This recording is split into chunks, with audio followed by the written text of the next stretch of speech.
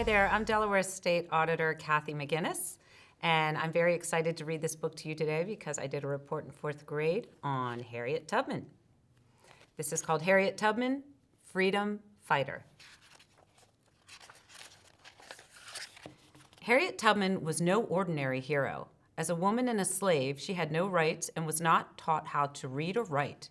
She also had a disability. None of that stopped her from leading many people to freedom. Harriet Tubman was born enslaved in 1822 in Maryland. Everyone in her family was enslaved. As a slave, Harriet could be sold like an animal or a house by a white slave master. Slaves had to work for no pay. Many slaves lived and worked on small farms and plantations. They were treated badly. We know her as Harriet Tubman, but when she was born, her name was Araminta Minty Ross.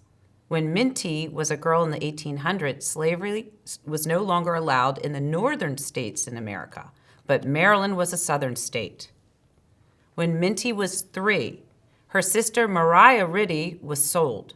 And soon after that, Minty's sister Lina was sold too. They were taken away from the family.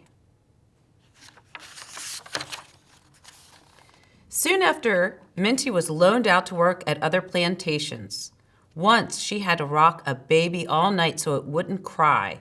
If the baby cried, Minty was whipped. Another time, Minty had to take muskrats out of a trap while wading in an icy marsh, even though she was sick. Minty knew that slavery was wrong.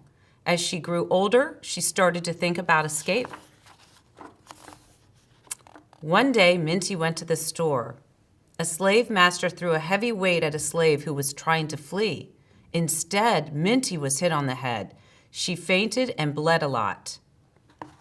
Minty woke up weeks later, but this injury caused a disability. Minty had seizures and headaches for the rest of her life.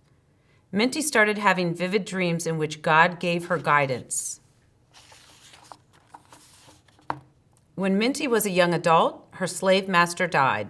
The slaves on the farm knew that they might be sold far away. For Minty, this meant that her family that she loved so much might be separated and never see each other again. Harriet Tubman, as she then called herself, and her 2 of her brothers tried to escape but turned back because the punishment would be huge. Harriet decided to escape again, alone and with no map. She prayed that God would lead her. Harriet traveled north through the Underground Railroad. The Underground Railroad didn't have trains. It was a group of people, both black and white, who helped freedom seekers escape. Sometimes the help was a safe place to hide. Hiding places were called stations. The helpers were called conductors.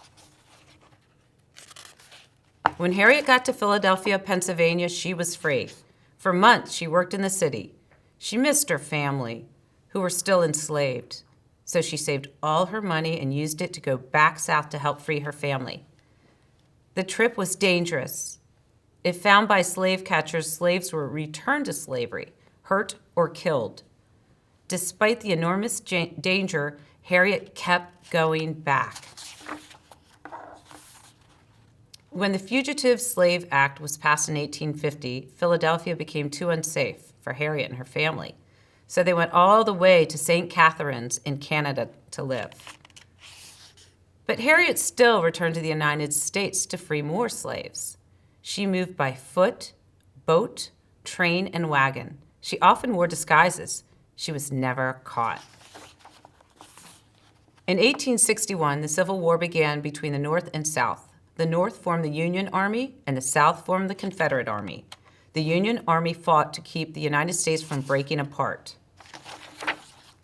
Wanting to help end slavery, Harriet signed up black men to be soldiers in the Union Army. She worked as a cook, a nurse, and a spy. Harriet freed slaves as the army moved. She even led a battle.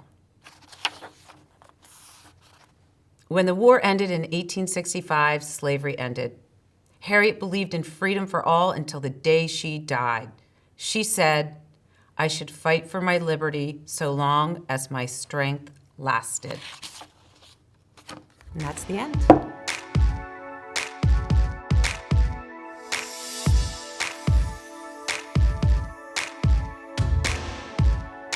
I want to say thank you to DETV and United Way of Delaware.